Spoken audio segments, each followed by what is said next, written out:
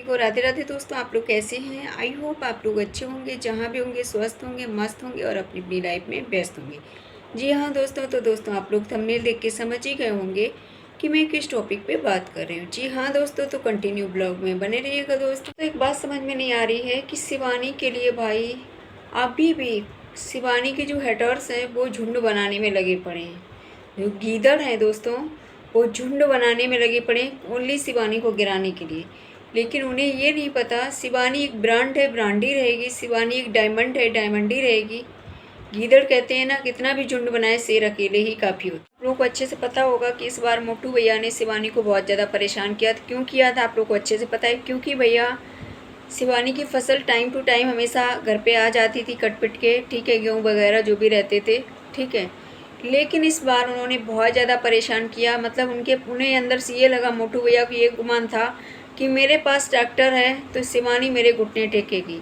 अरे भाई, क्यों टेकेगी आपके घुटने? शिवानी को भगवान ने इतना दिया है ना, वो चाहे तो रोज़ एक ट्रैक्टर निकाले। लेकिन ये उसके घर में कोई करने वाला नहीं था दोस्तों। आप लोगों को पता ही है, उसका भाई है नहीं, उसके पापा है नहीं, जीजा जी हैं, ठीक है। वो सोचा था कि 18 साल के बाद निकालेंगे, मतलब जब दीदी का बेटा 18 साल का हो जाएगा। लेकिन उससे पहले उसे मजबूर कर दिया मोटू भैया, निकालना पड़ा। तो उसने यही सोचा कि चलो हम सुमन दीदी के नाम से निकलवा देते हैं। लेकिन मोटू भैया की हालत ख़राब हो रखी होगी।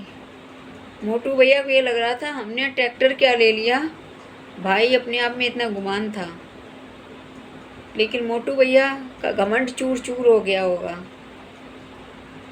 इसीलिए तो कहते हैं ना, ज़्यादा घमंड भी अच्छा नहीं होता है। तो ये दिखाया कि मतलब हमारे पास ट्रैक्टर है, अगर हम इनके खेत में काम नहीं करेंगे तो भाई काम नहीं चलेगा। शिवानी का ये नहीं पता, शिवानी चाहे तो रोज़ एक ट्रैक्टर निकाल लेगी, ठीक है। ये मोटू भैया भूल जाओ, ठीक है। अब ऐसी गलती कभी मत करना, ठीक है। और भैया सबसे खुशी की बात ये है कि शिवानी ने आज अपने पापा का सपना पूरा किया है, ठीक है दोस्तों। और भाई अपने पापा का ही नहीं, अपने पूरे घर का सपना पूरा किया उसने। तो ये बहुत बड़ी चीज़ है कि एक लड़की के लिए, ठीक है दोस्तों। जो लड़का नहीं कर सकता वो लड़की ने करके दिखाया। तो दोस्तों ज़रूरी नहीं है कि आपके पास पैसा नहीं है पढ़ाई करने के लिए तो आप जीवन में कुछ नहीं कर सकते हो। आपके पास पैसा नहीं है लेकिन आपके पास माइंड है अगर, तो माइंड को इस्तेमाल करके बहुत आगे जा सकते हो। अपनी लाइफ ही नहीं, अपने घर की लाइफ बदल सकते हो आप, और सबका सपना साकार कर सकते हो, पूरा कर सकते हो। जो शिवानी ने आज सबका सपना पूरा किया, तो ये चीज़ है। सैल्यूट है शिवानी जी को, बहुत ज़्यादा दिल से धन्यवाद देती हूँ दोस्तों। शिवानी के अंदर बिल्कुल भी घमंड नहीं है। वो बिग बॉस तक, मतलब इतने बड़े प्लेटफॉर्म पे हुआ ही, लेकिन भाई उसका पहनावा जो है ना, भारतीय संस्कृति को नहीं भूली अपने, जो भूलना भी नहीं चाहिए भारतीय संस्कृति को।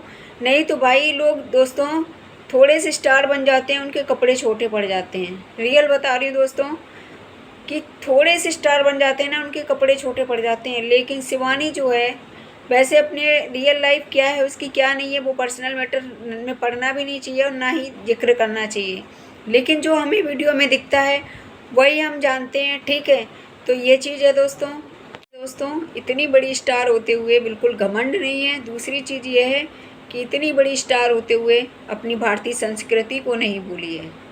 तो ये चीज़ है, समाज को अच्छा हमेशा संदेश देती है, अच्छे से अच्छा कंटेंट दिखाने की कोशिश करती है, कभी गंदगी नहीं दिखाती है।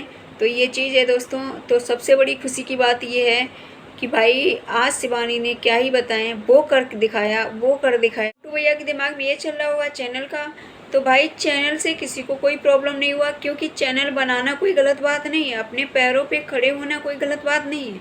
गलत बात वो होती है जो दूसरे को बदनाम करके।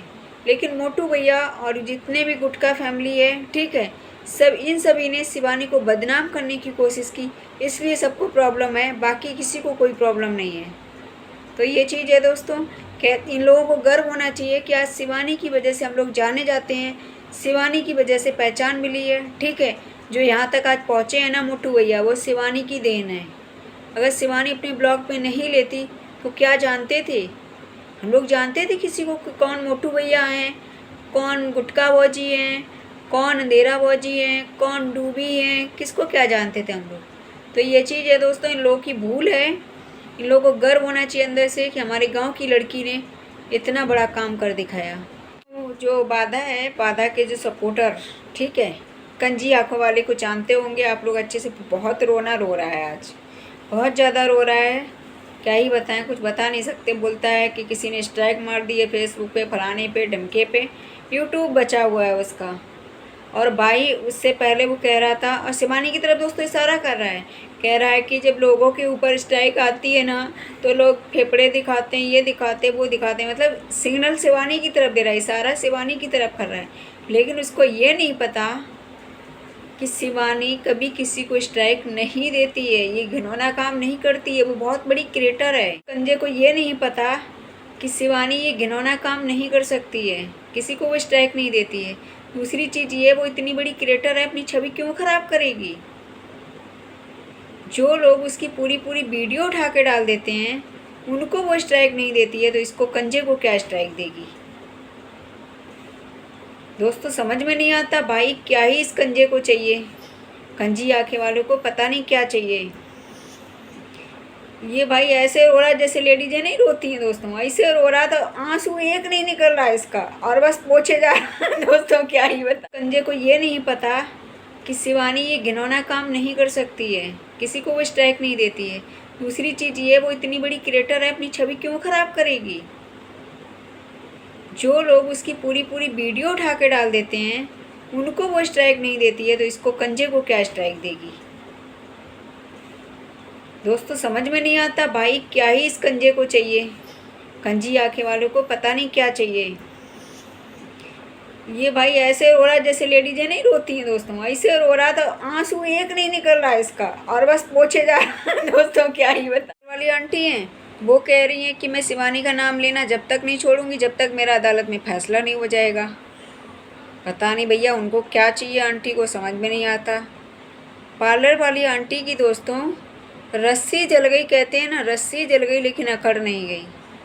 पता नहीं क्या हीरा जवाहरात पार्लर वाली आंटी को बनवाने हैं, इसलिए वो तब तक नाम लेना नहीं छोड़ेंगी। कह रही भैया सही बात है, लगता है वो कह नहीं रही थी जवाहरात वगैरह हीरा जो भी जोड़े थे हमने वो रख दिए सब शिवानी के उसमें, तो इसलिए हो सकता है दोस्तों अब पूरा अपना हिसाब किताब कर लेंगी, ठीक है, कमा लेंगी शिवानी के नाम से। उसके बाद किसी और के में हाथ डालेंगी, क्यों, क्योंकि जो पार्लर वाली आंटी हैं वो भाई पता नहीं उन्हें कितना कंट्रोवर्सी का शौक़ चढ़ा रहता है। एक पार्लर वाली आंटी हुई, एक बाधा हुई, इन लोगों को पता नहीं भाई कितना कंट्रोवर्सी का शौक़ चढ़ा है। जबकि पार्लर वाली आंटी को मैं कमेंट्स करके भी समझाई थी कि आंटी जी आप देखो शिवानी को बदनाम मत करो, वो लड़की ऐसी नहीं है, वो इतनी बड़ी क्रिएटर है, आपके पार्लर में आई है ना, बहुत बड़ी बात है, आपको इज्जत मान सम्मान देना चाहिए। मैं आपका दर्द समझ सकती हूँ और सभी लोगों ने समझा आपका दर्द। तो हम सब ये चाहते थे, ठीक है, कि पार्लर वाली आंटी को यही समझाते थे, कमेंट्स करके भी समझाया कि आपका मामला सुलझ जाए, उलझे नहीं। लेकिन भाई पार्लर वाली आंटी अपने आप को पता नहीं क्या ही बताएं, वो भी बड़ करती रहती हैं, कभी किसी के बात को लेकर कभी किसी बात को लेकर, उन्हें भी बीच में घुसने की आदत पड़ गई उनकी। अरे दोस्तों हमें ये भी तो देखना चाहिए हम क्या हैं क्या नहीं हैं।